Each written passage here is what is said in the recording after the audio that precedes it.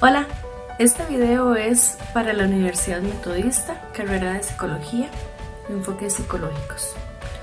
Hoy vamos a hablar sobre un personaje que es considerado el padre de la psicología moderna, Alfred Adler, el cual fue neofreudiano. Primero vamos a hacer una pequeña biografía sobre este personaje para luego hablar sobre el neofreudianismo y 6 aspectos importantes en lo que fue la teoría psicológica individual de Alfred Adler. Por último vamos a hablar de lo que fueron las disidencias entre su teoría y las teorías del psicoanálisis de Freud. También queremos ahondar un poco en lo que fue la concepción de la teoría psicológica individual, para que nos quede más claro. Comencemos con la biografía.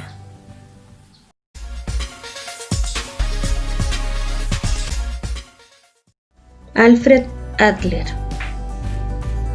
es considerado uno de los discípulos rebeldes de Freud, ya que difiere con el psicoanálisis en algunos de sus aspectos, como por ejemplo su doctrina del complejo de Edipo y la pulsión sexual como única fuente de la neurosis. La ruptura con Freud caracterizó una vez más el coraje de Adler de argumentar en contra de las teorías de la sexualidad infantil y sobre el inconsciente como una categoría rígida producto del paradigma imperante del momento, el positivismo lógico. Vamos a hablar de algunos de los aspectos de la vida de Alfred Adler. Él nace en Viena en 1870 y muere en Escocia en 1937. Su obra se encuentra estrechamente vinculada a sus vivencias personales. Alfred Adler, de origen judío, fue el segundo de 6 hermanos. Se dice que la relación con su madre no era muy buena, sin embargo la relación con su padre sí lo era. En cuanto a la dinámica con sus hermanos, se dice que hubo ciertos sentimientos de celos por parte de Alfred, sin embargo esto no significa que no hubiera amor entre ellos. Su hermano menor falleció en una cama contigua a la suya en el hospital, en donde él mismo casi fallece también.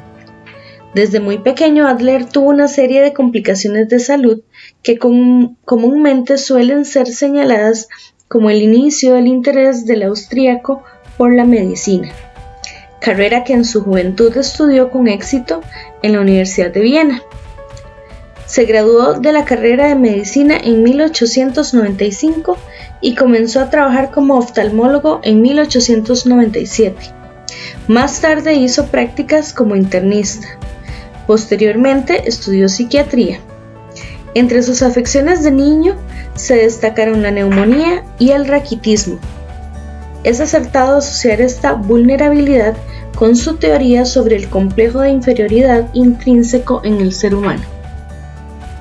Además, Adler es el fundador de la psicología individual y fue un neofreudiano que junto con Freud fundó lo que se llamó la reunión de los miércoles.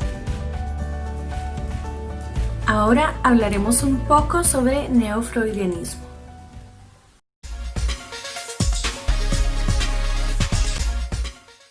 El neofreudianismo es el término que ha sido utilizado para designar a distintas corrientes o variantes del psicoanálisis. Y los neofreudianos entonces serían los psiquiatras y psicólogos muy influenciados por Sigmund Freud, pero que extendieron sus teorías y a menudo en direcciones sociales, antropológicas o culturales.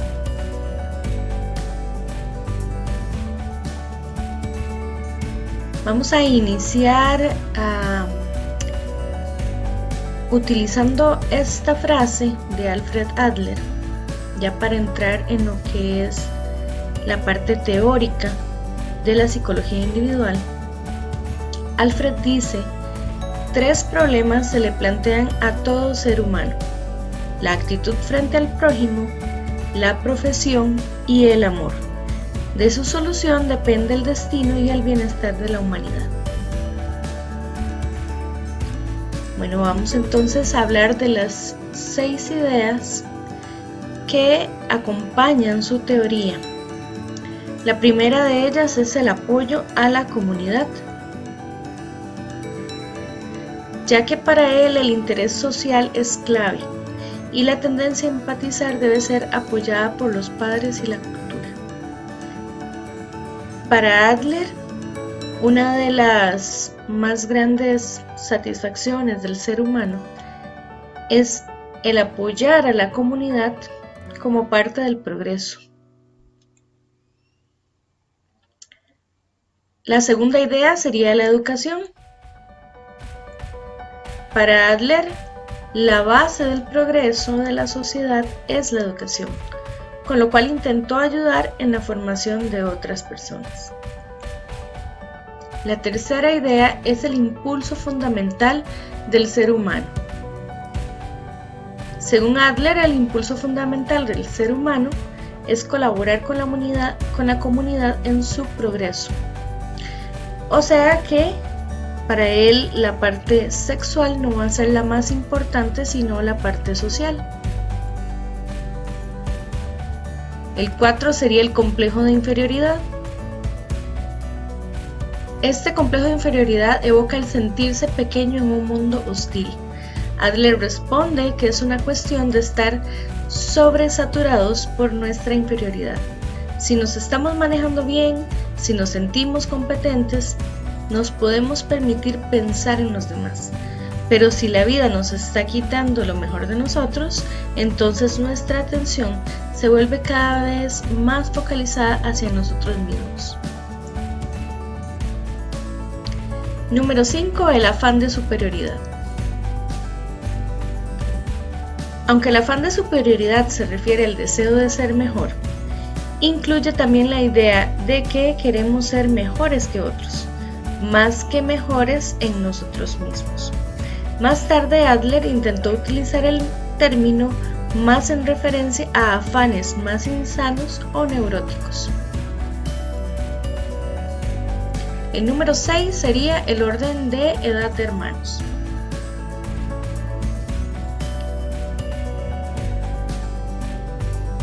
Uno de los grandes aportes de Adler consistió en ser el primer teórico que incluyó no solo la influencia de la madre, el padre y otros adultos en la vida del niño, sino también de los hermanos y hermanas de este. Sus consideraciones sobre los efectos de los hermanos y el orden en que nacieron es probablemente aquello por lo que más se le conoce. Como primer punto tenemos al hijo único, el consentido. Los padres son más dados a prestar una atención especial de su orgullo y alegría a este niño. Si los padres son violentos o abusadores, el hijo único tendrá que enfrentarse solo al abuso. Él marca como una tendencia a que el hijo único muchas veces es el consentido, pero esto no quiere decir que siempre sea así. Como número 2, 3 y 4 tenemos el mayor, el del medio o el menor. En el caso del mayor empieza como un hijo único con la atención sobre él, pero cuando llega otro hijo o un hermano lo destrona. Entonces esto puede producir que algunos se vuelvan desobedientes y rebeldes, otros toscos y retraídos. El del medio sería el hermano competidor, que tiende a ser competitivo, intentando sobrepasar al mayor.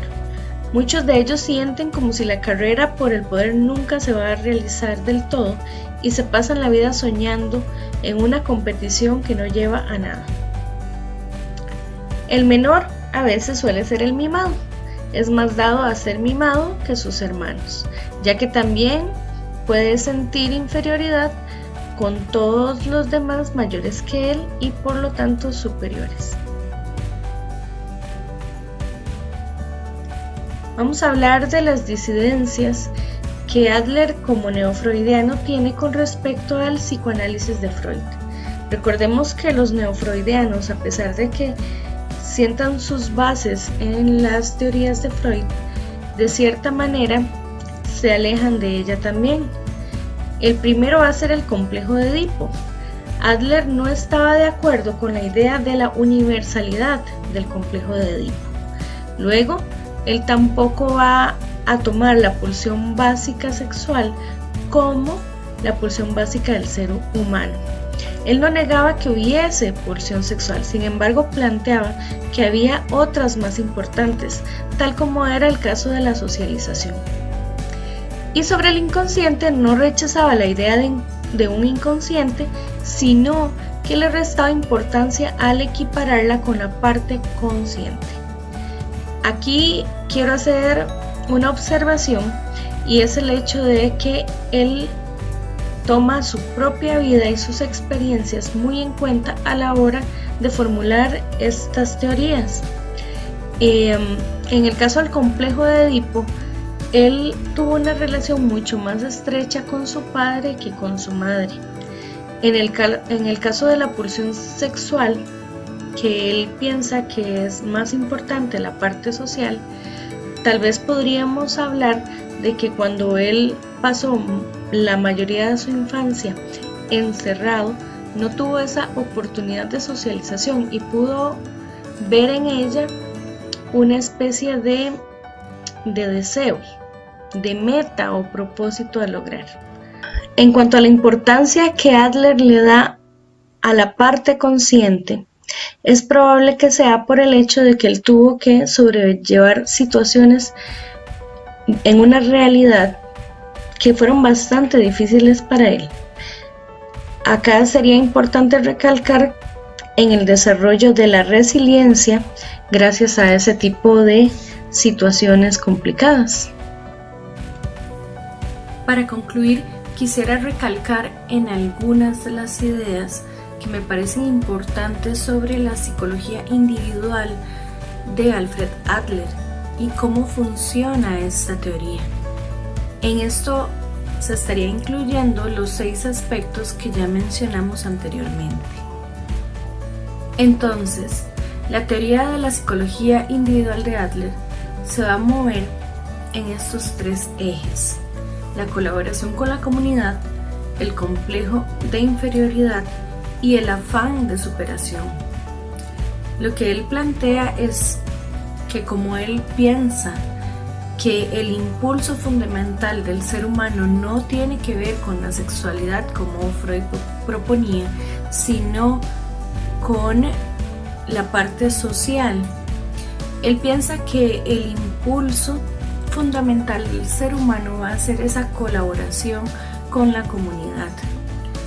Pero a su vez, a todo ser humano se le presenta un complejo de inferioridad al darse cuenta que realmente es muy pequeño en comparación con el mundo que le rodea.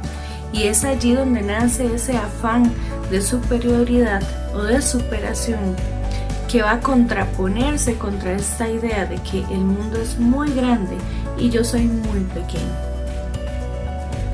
Para contrarrestar esta idea del complejo de inferioridad, el ser humano tiene una tendencia de un deseo de progresar, un afán de superioridad.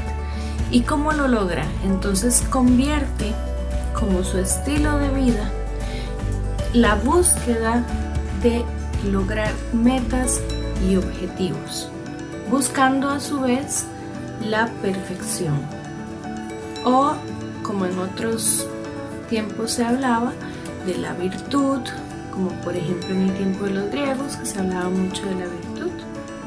Actualmente este afán de superioridad o deseo de progresar está muy vinculado a la parte económica, a la parte material e incluso a la parte física y la manera como nosotros nos proyectamos hacia los demás. Para poder llegar a esa virtud, Adler propone una figura que me ha llamado mucho la atención porque tiene su similitud con el super yo de Freud y se llama el yo ideal. Este yo ideal va a estar construido según los valores y las características de personas que yo veo como un ejemplo a seguir. También hay un concepto llamado finalismo ficticio, que es la capacidad que tenemos como de engañarnos a nosotros mismos para validarnos y poder seguir avanzando hacia las metas y los objetivos que nosotros estamos persiguiendo. Y habla de un yo creativo que está en todo ser humano y tiene la capacidad de construir. Bueno, para concluir entonces podemos decir que esta idea de superación es positiva porque hace que el ser humano logre las metas y objetivos que se ha puesto. Sin embargo, cuando se maneja de mal manera, puede generar una especie de patología.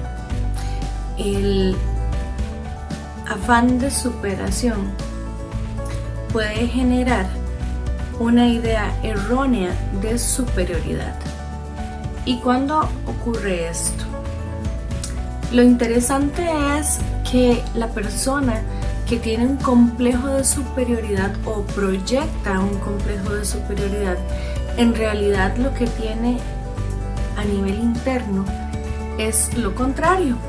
Su complejo de inferioridad ha crecido muchísimo. Y algo muy interesante es la manera en que esto se puede generar. Número 1, las vivencias familiares son muy importantes en esto. Si por ejemplo ha tenido padres que le han sobreprotegido mucho, el niño se puede voltear de cierta manera inútil, incapaz de hacer las cosas por sí mismo, poco independiente, y esto puede generar este complejo. Después está la otra cara de la moneda, el padre que más bien es muy exigente y muy crítico puede generar que su hijo sea muy inseguro, y entonces como consecuencia este complejo de superioridad va a contrarrestar aquel sentimiento de inferioridad que él tiene. Es muy interesante como Alfred Adler basa toda su teoría en las vivencias que él tuvo. Entonces, como primera situación, él va a plantear lo que es esa vivencia familiar.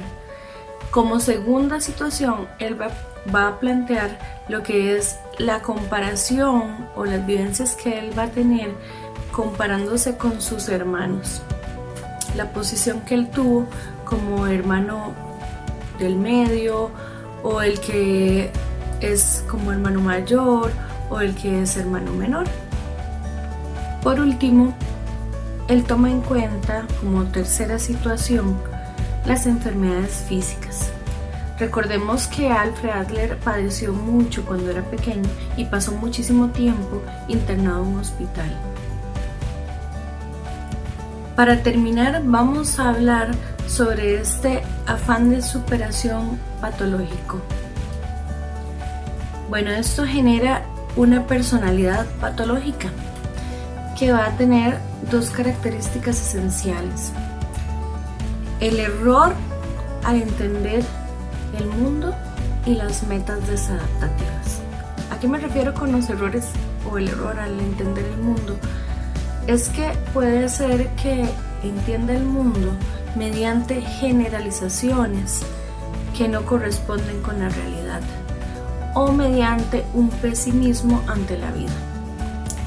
Y cuando nos referimos a metas desadaptativas, nos referimos a, por ejemplo, una búsqueda de atención constante o una búsqueda de poder más allá del beneficio de los demás. Y desgraciadamente estas situaciones muchas veces ponen en marcha que la persona tenga un estilo de vida ficticio.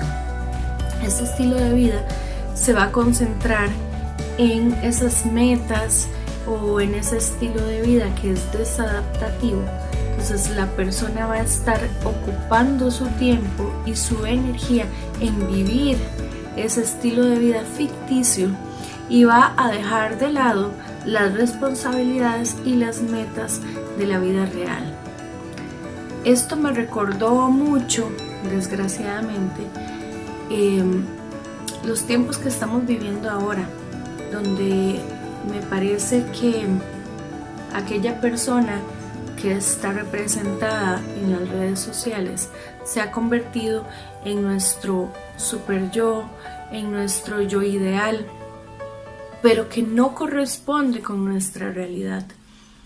Bueno, para cerrar quisiera dejar esta idea y ojalá que pongamos un poquito en marcha un ejercicio de autoobservación, y si notamos que estamos tal vez poniéndole más énfasis a alimentar esa figura desadaptativa de nosotros mismos, pongamos un alto y empecemos a crear objetivos y metas que realmente nosotros podamos realizar y que corresponda con nuestra realidad. Muchísimas gracias.